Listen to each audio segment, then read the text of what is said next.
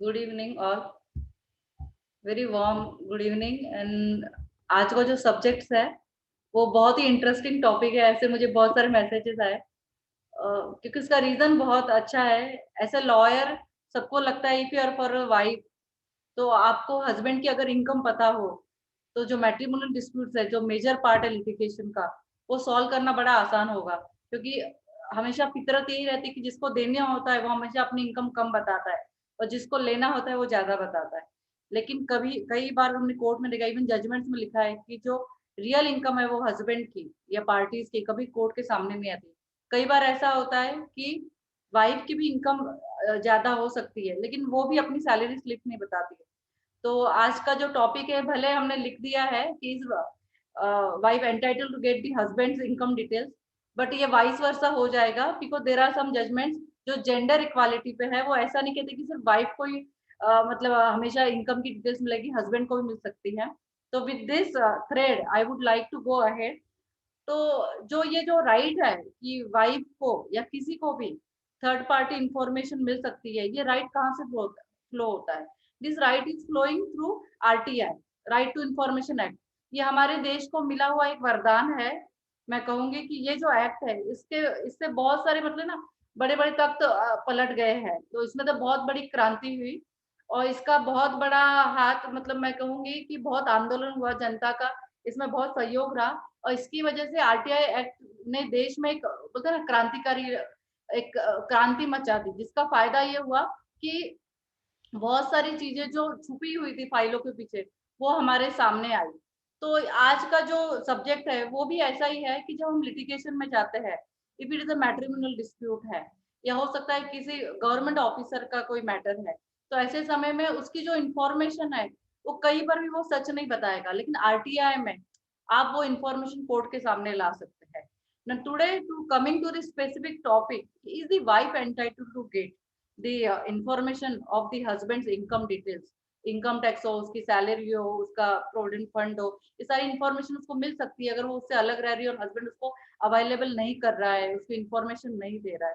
तो वह क्या कर सकती है? तो आंसर अफर्मेटिव में यस है, बहुत छोटा सा आंसर है, यस है। लेकिन सिर्फ मेरे हाँ बोलने से या किसी के हाँ बोलने से इतने आसानी से इंफॉर्मेशन मिल जाती तो कोर्ट में केसेस नहीं चलते। तो with this thing in mind, I thought I will conduct a lecture or session on the legal awareness about this program कि क्या वाइफ को एंटाइटलमेंट है तो वो लॉ में कहाँ पर है। तो जैसे बिगनिंग में मैंने कहा कि ये आरटीआई से एक्ट होता है, तो एक उसमें एक अथॉरिटी है सेंट्रल इंफॉर्मेशन कमीशन। तो पब्लिक ऑफिसर का भी जो भी नॉलेज है मतलब जो भी उनकी जानकारी है वो कंपल्सरी देनी पड़ती है। अगर वो नहीं देते हैं तो अगर पब्लिक इंफॉर्मेशन विदहेल्ड करते हैं तो उनको सजा भी हो सकती है, उनको फाइन भी हो सकता है। तो लेट्स गो फ्रॉम हियर कि अपना सब्जेक्ट जहाँ पर है उसको स्टिक करते हुए कि एक हस्बैंड अपना इनकम नहीं बताना चाहता है तो ऐसे समय में वाइफ क्या कर सकती है? वाइफ उसकी कंपनी में गवर्नमेंट एम्प्लॉय है। तो I will come to the private companies also later on. Government employ है तो वहां पर हर गवर्नमेंट ऑफिस में आपको एक पब्लिक इंफॉर्मेशन जहाँ पर आरटीआई के तहत आप एप्लीकेशन कर सकते हैं एचआर को, या उनका जो सैलरी का अकाउंट डिटेल्स जो मांग रखना चाहते हैं वहां पर आप अर्जी कर सकते हैं और आप उनका इनकम डिटेल्स मांग सकते हैं एज ए वाइफ, क्योंकि वाइफ ही स्ट्रेंजर नहीं है।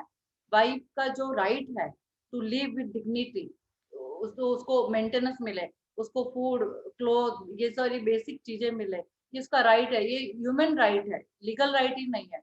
तो ऐसे समय में कोर्ट ने हेल्ड किया है या सीआईसी जो सेंट्रल इंफॉर्मेशन कमीशन उसने हेल्ड किया है कि इन्फॉर्मेशन आप विदहेल्ड नहीं कर सकते और वाइफ को आपको देनी पड़ेगी, ये कोई प्राइवेट इन्फॉर्मेशन नहीं है।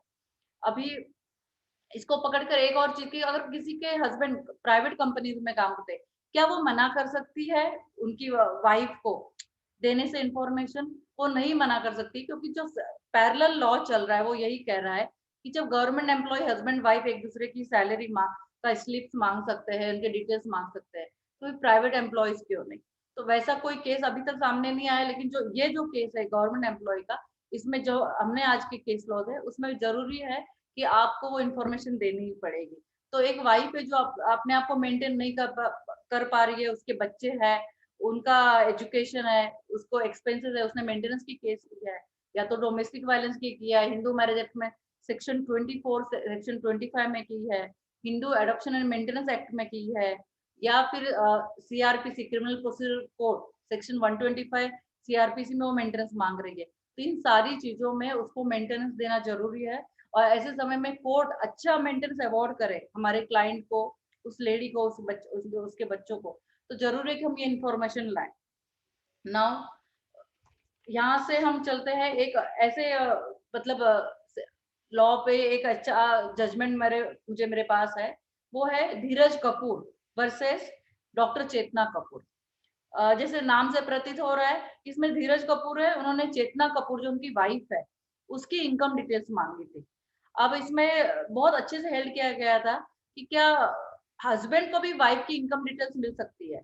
तो अगर आपने हिंदू मैरिज एक्ट ध्यान से पढ़ा होगा, तो वो उसमें अगर आपने ध्यान से देखा होगा कि जो मेंटेनेंस का जो कानून है हिंदू मैरिज एक्ट में, वो स्पाउसेस के लिए है। वो ये नहीं बोला कि मतलब सिर्फ वाइफ को ही अलाउड है मेंटेनेंस की अर्जी करने के लिए। In special cases even the husband can have a maintenance application. तो ये मैटर में उनकी जो वाइफ है वो अपनी पूरी डिटेल्स नहीं दे रही थी। वो हेल्थ मिनिस्ट्री में काम करती थी, हेल्थ डिपार्टमेंट में, और वो डॉक्टर थी, वो अपनी पूरी इंफॉर्मेशन देती थी। तो धीरज कपूर ने ये केस किया, तो उसमें उनको ये मिला कि ये जो केस है 2014 का है। काइंडली राइट डाउन धीरज कपूर वर्सेस डॉक्टर चेतना कपूर। तो ये वो हेल्थ डिपार्टमेंट काम कर रही थी और वो पूरा इंफॉर्मेशन देती। ऐसे समय में जरूरी ये था कि उसकी उनकी जो पूरी केस का अच्छे से जस्टिस हो, किसी पर भी अन्याय नहीं हो, वो हस्बैंड हो या वाइफ हो। तो हो सकता है कि अगर सही इनकम सामने आएगी तो हो सकता है मैटर सेटल होने में भी हो। कई बार वाइफ से बोलते मैं तो काम ही नहीं करती, या फिर मेरे पास इतनी इनकम है। तो ये सारी डिटेल सामने लाई गई इसमें, इस केस में। ये सबसे इम्पोर्टेंट केस मैं कहूंगी। और इसमें कहा गया कि वो वाइफ है या हस्बैंड है, तो ये इन्वेजन ऑफ प्राइवेसी नहीं हो सकता, क्योंकि जो भी इनकम टैक्स का डिटेल्स होती है, कहा जाता है कि सैलरी स्लिप, ये प्राइवेट इंफॉर्मेशन है। लेकिन जजमेंट में कहा गया वाइफ ये स्ट्रेंजर नहीं है, वाइफ उनकी ब्लड से ना जुड़ी हो, लेकिन वो एक धर्म से या रीति रिवाज से या कानूनी लीगल राइट उनका फ्लो होता है कि wife is entitled to know the income of the husband. इसीलिए इस जजमेंट में उनको राइट ऑफ प्राइवेसी को दरकिनार करके उनको पूरी इंफॉर्मेशन दे दी गई। हाँ, ये जरूर है कि इस जजमेंट में हस्बैंड को इंफॉर्मेशन दे देगी, लेकिन हम लोग आगे ऐसे भी जजमेंट है जहाँ वाइफ को दी गई है। तो वो कितना पब्लिक टैक्स भरता है, या फिर वो कितना सैलरी स्लिप में से उनकी ग्रॉस सैलरी कितनी है और वो नेट सैलरी कितना पाते हैं, ये सारी इंफॉर्मेशन उनको मिल सकती है। प्रोविडेंट फंड की भी डिटेल्स मिल सकती है। इसके अलावा जो उनका जो डियरनेस अलाउंस कितना कट रहा है या डिडक्शन है। अब जो डिडक्शन की बात है, जो पर्सनल लोन वगैरह है, वो सारी इंफॉर्मेशन, अगर वो लोन कहीं कटा रहे हैं तो ये सारी इंफॉर्मेशन अभी भी मुद्दे नजर ऐसा है कि दो व्यू है इसमें कि देंगे कि नहीं देंगे। लेकिन जहां तक वाइफ है उसको ये सारी इंफॉर्मेशन मिलेगी कि वो कितना डिडक्शन करे। कई बार आपने देखा होगा कि जब भी हम एप्लीकेशन करते हैं मेंटेनेंस की, तो हस्बैंड क्या करते हैं कि वो एलआईसी ज्यादा कटाएंगे, टैक्स कुछ भी अपना प्रोविडेंट फंड ज्यादा कटवाएंगे, पीपीएफ में ज्यादा पैसे भरेंगे, इन्वेस्टमेंट ज्यादा करेंगे, अपना एलआईसी की ज्यादा पॉलिसी खरीदने ज्यादा प्रीमियम जाए, तो सैलरी नेट कम दिखे। तो इस वजह से भी वाइफ को ये सारी इंफॉर्मेशन मिलनी चाहिए, इसलिए ये जजमेंट आपके काम आएंगे। और इसके पीछे एक जो व्यू लगाया गया है कोर्ट ने, वो ये कहा है कि जो टैक्स जो भरा जाता है, वो जो हम टैक्स भर रहे हैं, और जो पब्लिक सर्वेंट्स होते हैं, गवर्नमेंट एम्प्लॉयज होते हैं, इनको जो इनकम होती है या इनको जो सैलरी मिलती है, वो पब्लिक के भरे हुए टैक्स के पैसे से मिलती है। तो अल्टीमेटली ये जो इंफॉर्मेशन है ये पब्लिक इंफॉर्मेशन है, इसको विदहेल्ड नहीं किया जा सकता।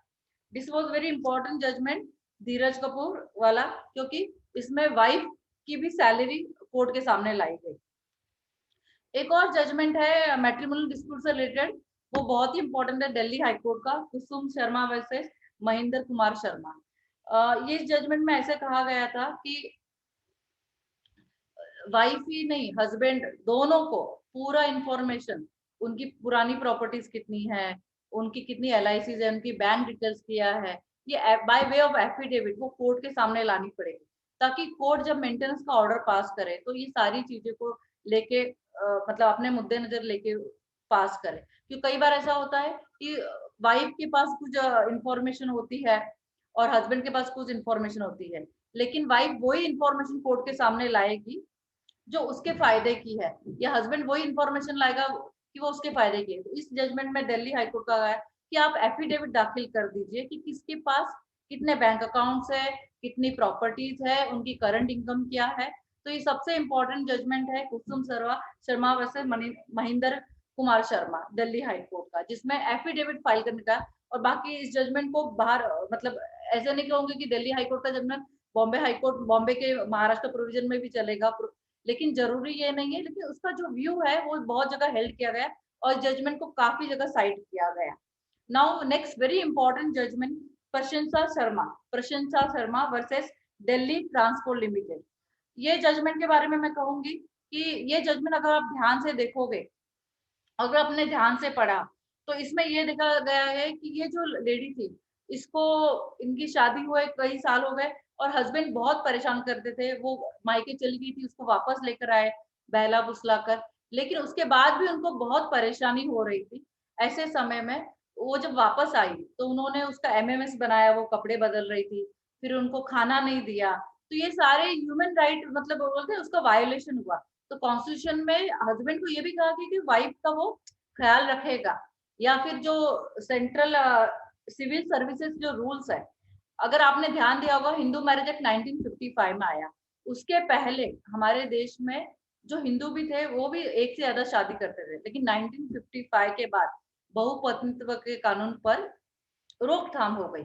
उसके बाद मुस्लिम समाज में अभी भी अलाउड है 4 शादियाँ, लेकिन उसका भी अभी कुछ जो तलाक के बारे में जो कानून अभी पार्लियामेंट ने पास किया है, उसमें कुछ कंडीशंस इम्पोज़ किए कि आप ऐसे ही दूसरी शादी नहीं कर सकते, जब तक आप पहली पत्नी के लिए प्रॉपर प्रोविज़न नहीं कर सकते हैं, वैसे। तो इसमें भी एक क्योंकि सेंट्रल सिविल सर्विसेज़ के जो कंडक्ट रूल्स अगर आप ध्यान से देखेंगे, तो उसमें अभी जो गवर्नमेंट एम्प्लॉयी होता है, उसके कुछ कर्तव्य होते हैं। जैसे वो अपनी उसकी इंटीग्रिटी होनी चाहिए अच्छी, वो अपनी वाइफ का, अपने परिवार का ख्याल रखेगा, वो दूसरी शादी नहीं कर सकता है। उसको अगर वो कहीं और सोर्स से प्रॉपर्टी खरीदता है, तो ये सारी इन्फॉर्मेशन उसको कोर्ट को देनी पड़ेगी।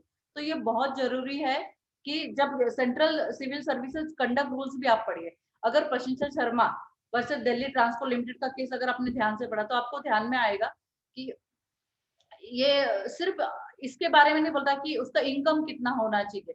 एक गवर्नमेंट एम्प्लॉयी को किस तरह से बर्ताव करना है, उस बारे में भी लिखा गया है।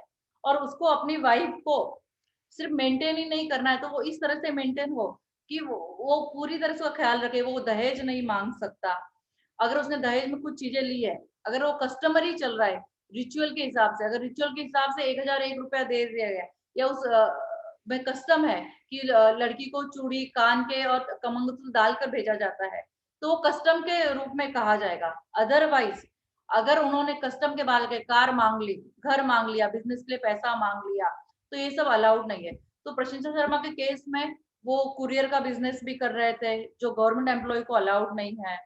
इसके अलावा वो अपनी पत्नी को पीटते थे, तो एक गवर्नमेंट एम्प्लॉयी को ऐसे बिहेव नहीं कर सकता। उसको अपनी इंटीग्रिटी का ध्यान रखना चाहिए, कॉन्स्टिट्यूशन में जो कहा गया है, उस नियमों को उसे पालन करना पड़ेगा। एज़ अ सिटिज़न वो कैसे, वाइफ भी तो एक सिटीज़न ही हुई, तो वो देश में सिटीज़न के साथ कैसा बिहेव करेगा? इस सेंट्रल सिविल सर्विसेज रूल में सारा कुछ मेंशन है। वो शादी नहीं कर सकता। उस जजमेंट में अगर आपने ध्यान से आप पढ़ेंगे, प्रशिंचर शर्मा के जजमेंट में, तो उसमें ये भी लिखा गया है कि वो जब वो शादी कर रहे थे, तो वो उनकी शादी ऑलरेडी अस्तित्व में थी। उन्होंने शादी के लिए एडवर्टाइज़मेंट भी दे दिया था। अब ऐसे समय में अगर आप शादी के लिए एडवर्टाइज़मेंट दे रहे हो, तो ये भी गुनाह है। तो एक अगर शादी आपकी अस्तित्व में है, तो आप दूसरी शादी नहीं कर सकते। गवर्नमेंट एम्प्लॉयी के बारे में 2 रूल्स है कि अगर वो शादीशुदा है, तो किसी दूसरे से औरत से शादी नहीं कर सकते। और दूसरा, ये दोनों हस्बैंड वाइफ के लिए स्पाउसेस के लिए नियम है। अगर वो अनमैरिड है, तो किसी और की वाइफ से या किसी और के हस्बैंड से मतलब ऑलरेडी मैरिड पर्सन से आप शादी नहीं कर सकते। तो इस बात का भी आपको ध्यान रखना है कि ऐसा जब भी आप गवर्नमेंट एम्प्लॉयी, तो कुछ रूल्स है सेंट्रल सिविल सर्विस रूल्स में जो आपको फॉलो करना ही पड़ेगा, नहीं तो ब्रीच ऑफ लीगल ऑब्लिगेशन हो जाएगा एज अ गवर्नमेंट एम्प्लॉय। तो ये आज का सिर्फ वाइब एंटाइटल है, इतना छोटा सब्जेक्ट नहीं है, लेकिन काफी मैं कहूँगी बड़ा सब्जेक्ट है। तो इसमें और भी कुछ बातें हैं प्रशिन शर्मा का, अगर ऑफिस मेमोरेंडम 1957 का, जैसे 1955 में हिंदू मैरिज एक्ट है, उसके बाद सेकंड मैरिज आप नहीं कर सकते अगर ऑलरेडी मैरिड हो। अगर आपके कुछ दादाजी या नाना जी हो गए, तो आपने देखा होगा उनकी 2 वाइफ थी। ऐसे आपको उदाहरण मिलेंगे। एक बहुत बड़े वकील थे हमारे देश के, उनकी भी 2 वाइफ थी। लेकिन वो उनकी दोनों ही शादियां 1955 से पहले हुई थी। तो ये भी जरूरी है कि हमें ये नॉलेज होना चाहिए कि 1955 के पहले की शादियां दो होती थी, लेकिन वो तब उनको बहुपत्नीत्व का कायदा नहीं आया था, लेकिन अब ये कानून है अस्तित्व में। तो ऑफिस मेमोरेंडम 1957 का, तो उसके बाद 55 के कानून के बाद दो शादियां नहीं कर सकते। अच्छा, दूसरा एक सबसे इम्पोर्टेंट जजमेंट में जो अभी-अभी का है, 2020 के रहमत Bano versus chief commissioner of income tax 2020 का। इसमें भी ये रेशियो लेट डाउन किया गया कि जब भी कोई भी वाइफ आकर इंफॉर्मेशन मांगती है उसके हस्बैंड के बारे में कि उसकी सैलरी स्लिप्स क्या है या फिर उसका जो इंफॉर्मेशन अवेलेबल होनी चाहिए ऐसा वाइफ, देखिए हर वाइफ को अपने हस्बैंड की इनकम के बारे में पता होना चाहिए। आज का लेक्चर ठीक है, लेकिन अदरवाइज भी अगर मैंने देखा है कि कई बार जो लेडीज लोग होते हैं उनको अगर ब्लाउज या फिर साड़ी का कलर या फिर पंजाबी के सलवार कमीज के ओढ़नी का कलर थोड़ा सा 19-20 नहीं चलता है, लेकिन जब वो शादी जैसा बड़ा निर्णय लेते हैं तो हस्बैंड की रियल इनकम वो पूछती नहीं है, उनके खानदान के बारे में इंक्वायरी नहीं करती है। तो कहीं ना कहीं हमको ये सारी चीजें भी ध्यान रखनी चाहिए।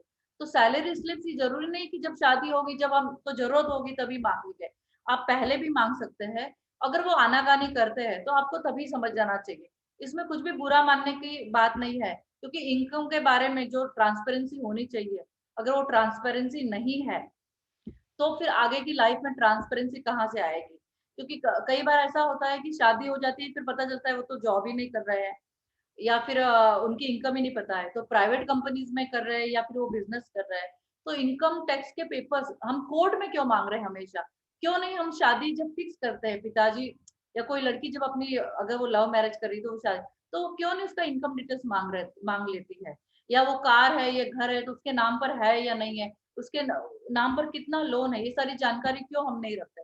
ये रखने से फायदा होगा कि फ्यूचर में होने वाली प्रॉब्लम समस्याएं कम हो गई और इसका फायदा ये होगा कि फ्यूचर में हमको जब कोर्ट में जाना पड़ेगा तो हम जाके वहां पब्लिक ऑफिसर को इन्फॉर्मेशन करेंगे।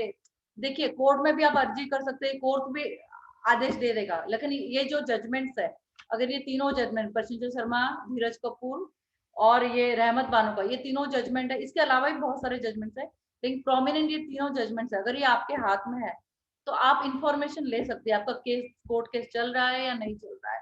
मैं ऐसे तो नहीं कहूंगी कि आज ही जाके शाम को हस्बैंड से पूछ लेना है कि आपकी इनकम क्या है। देखिए आपको जानकारी होनी चाहिए आपके घर में क्या चल रहा है। अगर ये जानकारी नहीं है तो आप कोर्ट से ये उम्मीद कैसे कर सकते हैं? वहां एक नहीं आज भी देश में 3.5 करोड़ केस पेंडिंग है। 3.5 करोड़ केस पेंडिंग है, इसका मतलब कोविड की वजह से 1 साल चला गया है। तो आप सोचिए कितना वो लोड बढ़ गया है कोर्ट पर भी। तो कोर्ट प्रीमाइस में बहुत सारे केस चलते हैं। जो जज साहब है या फिर जो वकील है वो कितने केसेस का ध्यान रखेंगे? आपके वकील पर्सनली अर्जी भी कर देंगे कोर्ट में और कोर्ट आदेश भी देगा, लेकिन वो आदेश कोर्ट का salary application salary production of documents करने के लिए कितना समय लगेगा? आपके हस्बैंड की कितनी एलआईसी पॉलिसी है? क्या उन्होंने हेल्थ पॉलिसी ली है कि नहीं? ये सारी जानकारी होना बहुत जरूरी है। मेरे पास एक केस है, उस लेडी वो हस्बैंड के साथ रहती थी, उसके पास हेल्थ कार्ड नहीं है और अब वो जो हस्बैंड से अलग हो जाएगी तो हेल्थ कार्ड लेगी, कोर्ट में एप्लीकेशन कर रही है और हस्बैंड कह रहा है दे दिया और वो लेडी कह रही नहीं दे दिया। सच और झूठ का फैसला तो कोर्ट करेगा, लेकिन इस सब इसमें जो समय जा रहा है आपका वो व्यर्थ जा रहा है। तो अगर समय रहते आपने ध्यान दे दिया तो ये सारी इंफॉर्मेशन बोलते ना tip on the tip of fingers है, लेकिन आपको रखनी चाहिए। तो किसी की आप जब भी शादी कर रहे हैं किसी व्यक्ति का जीवन बिताने का आपने निर्णय कर लिया तो क्यों नहीं हम उनकी सैलरी पूछ लेते हैं? क्यों नहीं हम पूछ लेते घर आपके नाम पे है क्या? और घर आपके नाम पर है तो उस पर लोन है क्या? लोन कितना बाकी है? ये सारी नॉलेज, अगर व्हीकल है तो व्हीकल का कितना लोन बाकी है? ये सारी नॉलेज रखने से आपका फायदा ही होगा, नुकसान नहीं होगा। और हो सकता है कि इसमें पूछते हुए शर्म आए, लेकिन ये शर्म जब दुख का रूप धारण करती है, जब आपस में पति पत्नी के झगड़े होते हैं और मैटर कोर्ट तक पहुंच जाता है, तो तब तो शर्म आपको छोड़नी पड़ती है और आपको अर्जी करनी पड़ती है। तब हम दुश्मनों की तरफ वकीलों के थ्रू बात करते हैं। इससे अच्छा तो जब हम साथ रहते हैं या साथ रहने से पहले ही हम सारी इंफॉर्मेशन अपने पास रखें, तो भविष्य में आने वाले समस्या से हम निपट सकेंगे। तो आज का जो लेक्चर था वो इसीलिए था कि अगर हमने ध्यान रखा, हमने आँखें खुली रखी, हम जिससे शादी कर रहे हैं, उसकी माली हालत कैसी है? क्योंकि जब भी कोर्ट में जब भी मामला अटकता है, तो इतना तो तय होता है कि मुझे इसके साथ नहीं रहना है। या रहना है, नहीं रहना है तो फिर कीमत चुकाइए।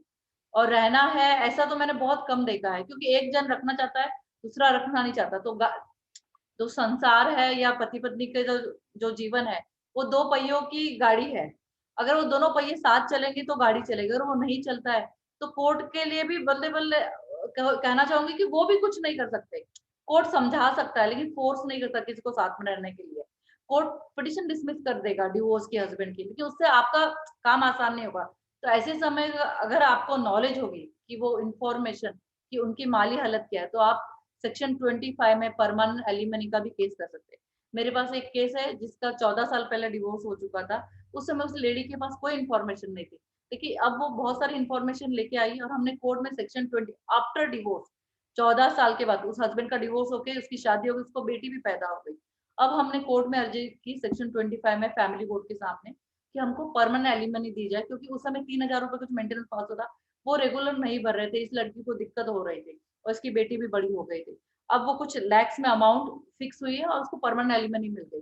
तो लेकिन ये कब हम हमारे लिए पॉसिबल हुआ? जब उस लड़की के पास इन्फॉर्मेशन थी। अगर आपके पास इन्फॉर्मेशन नहीं है, हस्बैंड कहाँ काम करते हैं, उनकी इनकम क्या है, तो फिर आपको मैं ये नहीं कहूँगी कि आपको कोर्ट बचा सकता है, लेकिन कोई भी नहीं बचा सकता।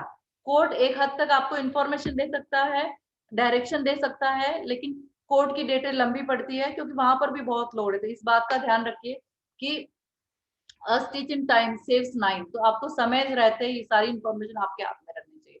तो आज का लेक्चर उन्हीं महिलाओं को समर्पित है, जिनको अपने हस्बैंड की इनकम के बारे में कोई नॉलेज नहीं है, और उनको नॉलेज रखनी चाहिए। इसलिए नहीं कि हमें मेंटेनेंस चाहिए, लेकिन कभी कुछ ऊच-नीच भी हो है तो हमें पता होना चाहिए। कई बार मैंने देखा है बैंक अकाउंट्स में हमेशा हस्बैंड ने साइन की है, इवन वाइफ का अकाउंट ही नहीं है, और जब हस्बैंड कोमा में चले गए तो वाइफ क्या करेगी?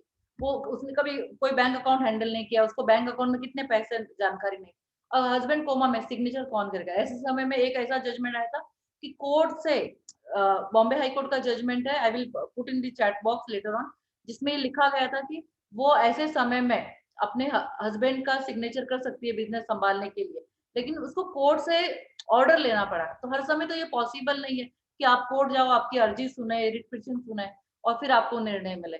तो समय रहते आपको कदम उठा लेना चाहिए। धन्यवाद।